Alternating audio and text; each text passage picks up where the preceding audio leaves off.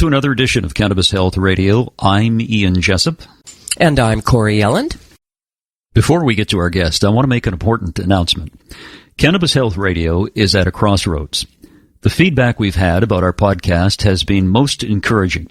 People like to hear the stories of others who have successfully used cannabis to help themselves or someone in their family. And many of these stories are truly heartwarming and make us want to continue doing what we're doing.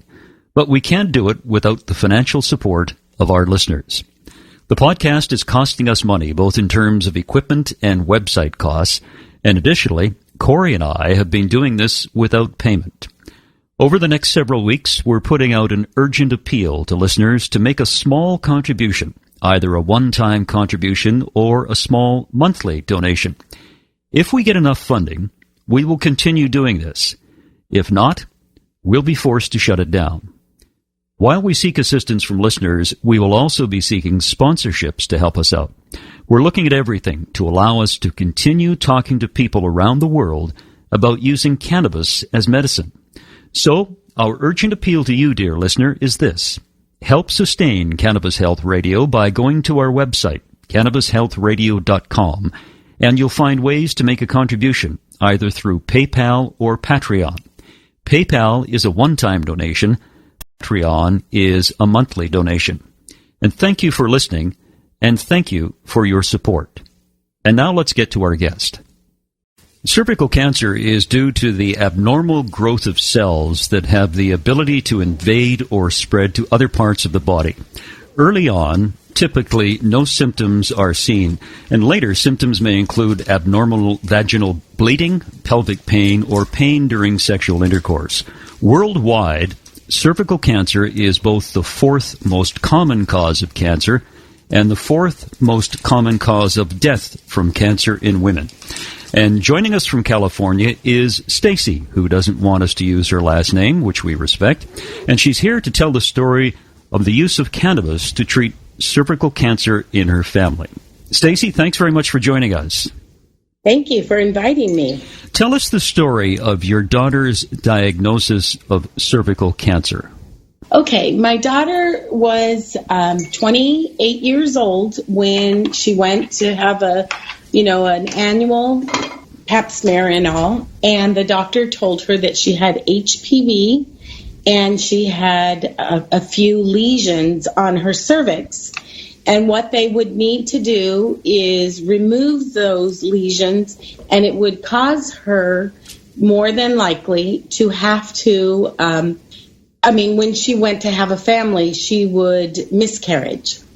So the doctor said that more than likely she would not be able to have a child, and it was going to be painful to remove these lesions, and hopefully it would not lead to any more cancer, because they were cancerous lesions, and hopefully they could take care of it by just removing the lesions. My husband is a naturalist, and going to the doctors to have anything cut off is just not anything that he's willing to do without a fight.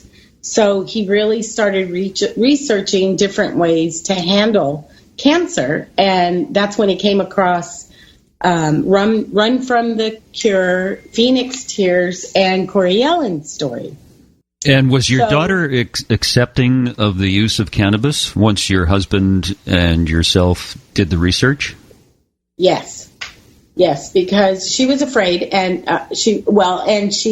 they had snipped a little bit of her cervix, and that's when she told us about it. And it was very painful, and she was afraid. And so when her dad said that this could be a great alternative, she was all for it.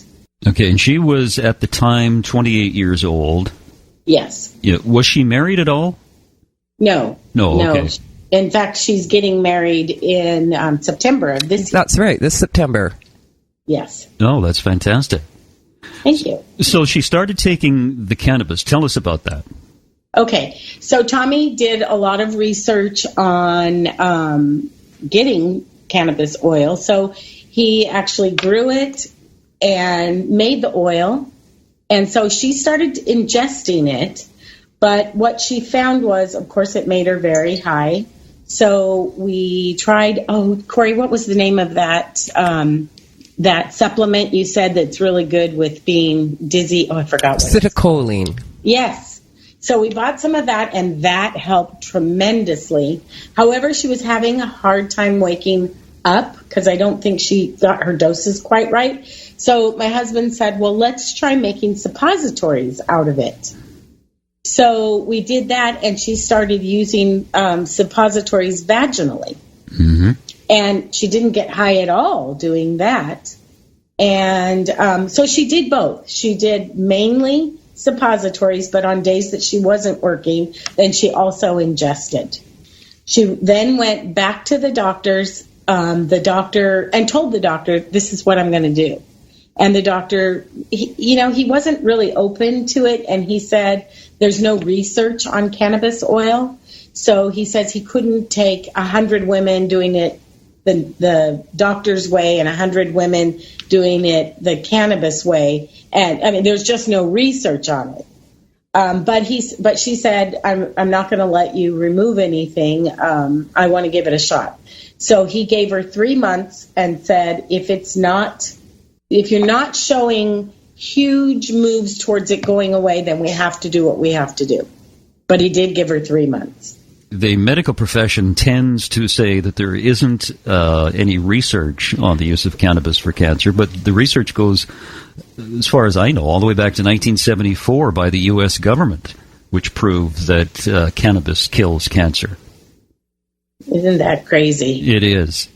So she started taking the cannabis, and to the doctor's credit, he suggested that she do it, and if there were signs that it wasn't working, then they had to remove it, which is fair enough, right? Right. So she starts taking the cannabis oil. She did, mm-hmm. And she got up to about 1 gram a day, and after 30 grams, she had gone back to the doctor's. And there were no signs of any lesions, cancer. Her cervix was beautiful. Wow. Much to the doctor's surprise. So did she continue on oil then? Yes, she continued, but now she's 31. So she continued, but she, in doing all the research, she does just a maintenance dose of about 1 gram a month. Okay, so she's been doing that ever since she went in after 30 grams and found out that she was clear? Yes. Yeah. Okay, good. Mm-hmm. So she's been clear for the last 3 years, takes a maintenance dose of about 1 gram a month, and she's fine. She's fine. That's so wonderful. She's fine, yes. And, she has met so many other girls with the same kind of problems that she has pointed in the right direction, and they, too, are fine and having babies and swear by cannabis oil. California is more enlightened than some jurisdictions around the world because you have had medical marijuana since 1996, and most recently recreational marijuana was approved. Is the medical profession in California getting more accepting of this plant as a medicine? I would not say that they are, no. Oh, that's interesting. I mean, they want to hear about it, but like even my daughter's doctor said, I want to know, give me all the information on this. I'm really interested. His whole staff said the same, but yet they haven't really followed through with it. It's a frustration for many, many people who go to the conventional medical route and their doctor absolutely refuses to even think of the use of cannabis. I have an acquaintance here where we are, and she wants to get some medical cannabis because she has various ailments, but her doctor absolutely refuses to give her the approval certificate for it, and she has to get it essentially illegally. It's just terrible. It's a tragedy that this is where we're at. Stacy, when your daughter first started taking cannabis oil, did she work up really slowly to that 1 gram a day? She did. She started at 1/2 grain of rice size and really worked up well. But doing it vaginally, she really took, larger amounts with no side effects. Yeah, that it makes it so much easier if the person's not getting high. I know generally when I'm speaking to people who, need to be on their game or have a bit of a life, I get them to do it orally at night so they sleep through most of the effects, and then in the daytime to do it via suppository. Yes. Yeah, and that's what Megan did. She told me a funny story that every time, she's young, so she goes out quite a bit. And so every time she would go into the women's restroom and walk out, she's young. She said it smelled like she was in the stall hotboxing the marijuana joint, but she wasn't. I can so relate to this, let me tell you. I remember being in a washroom going, gee, something smells like pot. And then I'm like, oh, yeah. Oh, that's great. So that's what women do in cubicles. Shh, don't tell anybody. Right. So when your husband made this oil for your daughter, a couple of questions. What did he use to extract it with? Oh, boy. I wish he was in the room. He ran out because he didn't want me to ask him any questions. Can you tell me two different names and I'll tell you, yeah, that's the one. Butane, Everclear. Isopropanol. No, butane. Butane, okay. Other thing I wanted to know is, did he use just one strain or did he do a variety of strains? He has done a variety of strains. So when he made the first batch of oil, that was from several different strains? Yes. Okay, interesting. I don't know if you know, I was in Prague at Cannabis and spoke with a number of physicians, etc., who were saying that definitely we see more success with cannabis oil when we make the oil from several different strains versus one strain. Isn't that interesting? I'll have to let him know. And that's what he does. He mixes them. Stacy, how many plants did your family grow? We grew 39, which I think that was the legal limit that we could do without getting in any trouble. Because I got a card, Megan got a card, my husband got a card, and one of our other daughters got a card. So with all of us having the medical card, that's how many we were allowed to grow. And in California, how many are you allowed to grow individually for one person? 6. 6. Yes. And now I don't think there's any amount that's illegal. Mm-hmm. So, now that it was made recreationally okay. And I have to tell you, we've had some neighbors that caused a lot of trouble because, it's quite aromatic. And they called the police on us. And the police said to them, they didn't give a, excuse my French, F, what we did, it's legal. And they never even came into our yard. Well, that's good. I know, that was good. Really, really good because we were scared. Do you still get along with your neighbors? Unfortunately, they're my relatives, so yes. Oh. So your relatives ratted you out? They did. They did. It was terrible. Oh, boy. Mm-hmm. That must have caused a little tension. It did. It ruined our family for about 2.5 years. We're trying to work things out now, but we're slowly mending. What's their perspective on cannabis then? I mean, they've watched their granddaughter or relative of some kind go from, having this cancer diagnosis to cancer-free without any drastic measures having taken place. They 100% stand behind it now. Awesome. And in fact, my own parents, my mom has arthritis in her knee. And so we started rubbing it on her knee, and she now uses it every day. And also ingests because it makes her feel so good, and it takes away her pain in her knee from the arthritis. So my family has really come around.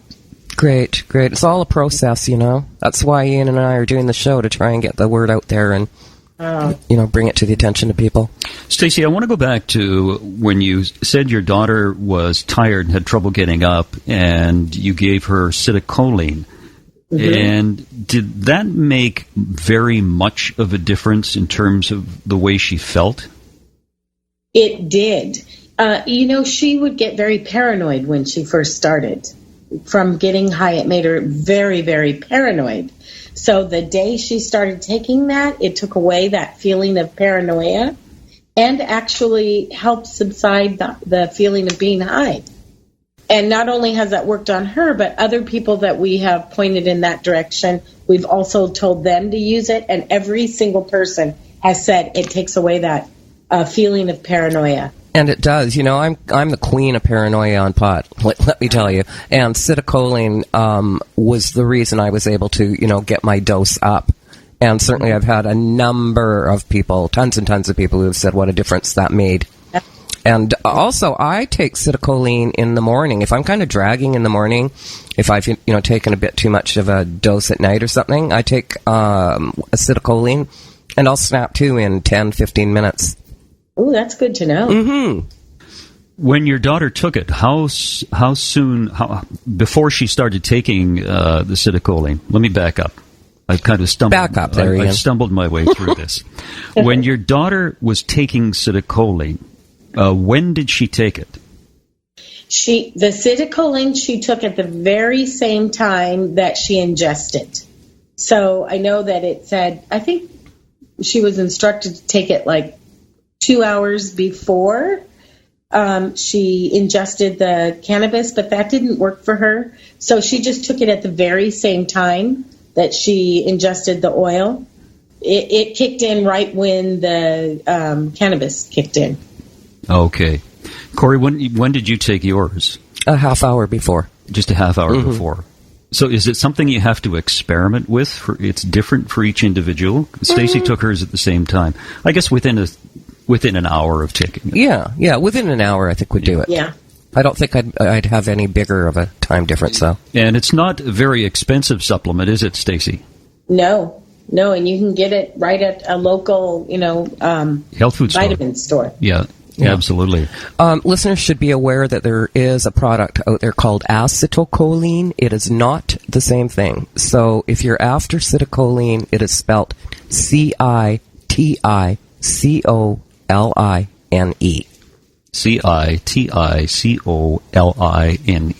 Acetylcholine. Yes. Stops you from getting high and the paranoia from the high. That's correct. And also, black peppercorns apparently have the same effect. Oh. Smell black peppercorns, chew black peppercorns. Oh, I didn't know that. Yeah. One of my people phoned me from back east at like 11 at night or something. And she had taken some oil and she had taken too much and she was absolutely paranoid. And, of course, it was 11 o'clock at night, so she couldn't get acetylcholine. And I said, well, I heard the black peppercorns, did the trick. So she tried that, and she called me the next morning, and she said worked like a charm for her. Oh, interesting. Yeah. That's great to know. Yeah, and another thing is if you're finding that maybe you're feeling a bit too high, citrus juice or citrus fruit, like a grapefruit or orange, lemon, will calm things a bit. Stacy, do you work with other people with respect to cannabis? Yes. Well, I have really been telling people a lot about it. So yes, we do. We work with quite a few people now. What's their reaction when you tell them initially? Initially, they think I must be a drug user, and what do I know? This is insane. But when I tell them about Megan, and I always tell them about your story, Corey, because thank you. It was brutal what you were told you were going to face. So I always tell them, go on and look for her and listen to her story. So at first they're shocked. Most people will not initially buy into what I'm talking about, but then they always come around before they go into chemo, always. Well, that's great if they come around before. Before, I said it's great that they come around before chemo. I've only had one who hasn't. She went ahead and did the chemo and wishes she would not have. Yeah, I hear that over and over. But we had this one lady. She was down to 60 pounds. They put her in hospice. She had 1 week to live. And I don't know how we ran our paths, intervened, but, they moved her into a hospital. And my husband said, well, try this. She started within a week. She was still alive and gaining a little weight. And she ended up, and she had lung cancer and she had bone cancer. She lost all her hair, her teeth, everything to chemo, radiation. But after a month of being on it, she got to move back into her house. And a year later, going strong, no problems. Oh, and they wow. gave her 1 week to live. And she was down weight, to 60 pounds. 60 pounds. Now I think she's probably about 90. She's a small woman. And the chemotherapy has done a lot of damage. She lost all of her teeth, her hair, of course. Mm-hmm. She's, poor thing, she is 50, but she looks 70. And she says it's from the chemo. But she's alive and back in her home, gardening and very happy. That's fantastic. That's a great story. Mm-hmm. When you tell people, I mean, Corey tells me stories about this all the time. When you tell people about suppositories, what sort of reaction do they give? You know, luckily I've had really good reactions. They like the thought that they could do something and not get high. So I have not had one person say they wouldn't try it that way. In fact, everyone wants to start that way. Well, maybe Californians are less anal than the rest of North America, then. Maybe so. Yeah, Corey has some very interesting stories about people who have... do you want to tell the story about the needle? Oh, yeah. I don't know if you saw this on my page, Stacy, but... Yeah, I did have a woman call me up, and she was really upset because the husband, after 2 suppositories, refused to do it anymore. And she went on to say, you know, I'm telling him this is your life you're fighting for. And he had just put his foot down and refused to do it. And I said, well, you know, why? And she said, he said it hurts too much. And I said, well, what size syringe are you using? And she said, oh, just, you know, the thin one like you told me. And I thought, oh, that's so strange. And then she said, yeah, and, you know, I found it really hard, too, to push it out of the needle, so I had to warm it up. And I went, oh. And then I went, oh, wait a minute, what did you just say? So, yes, this woman, unfortunately, did not understand that you didn't need the needle part of the rig, just the syringe. So, the poor husband. I mean, it sounds to me like he was actually a real good sport if he went through it twice. Yeah, that's right. Anyway, they're on the right track now, and hopefully things will get a bit better for them. Oh, I hope so. Yeah, that's good to hear. Stacy, is there anything you want to say in conclusion? Just that I think you going out there and making people aware of this is so amazing. I want to do just what you're doing. It is so incredible, the results, and no pain. And like you say, if you can grow it yourself, it's so inexpensive as well. Yeah, so, no, that's very good. I know California is head of the rest of North America in allowing legal and medicinal marijuana, and Canada this year will introduce legislation making recreational cannabis legal in this country. But, you know, the devil's always in the details, so until that legislation is introduced, we don't know. But we're always looking towards California as the mover and shaker in this industry. It's wonderful that your daughter is healthy and getting married this year. That's great news. Thank you. And they're going to try and start a family right away. Yeah. Aw, that's awesome. So, yeah. it is. She must be absolutely thrilled to know that she's fine, she's healthy, she didn't need the operation, and she's getting married and going to have kids. She is so thrilled, and she tells everyone about it. This is the only way to go. And you'll soon be a grandma. Yes. Can't wait. Stacy, thank you so much. Thank you both. And there you have it, another edition of Cannabis Health Radio. Wherever you are in the world, thanks very much for listening. We'll be back again tomorrow. You've been listening to the Cannabis Health Radio podcast. Visit our website, cannabishealthradio.com, and follow us on Facebook and Twitter.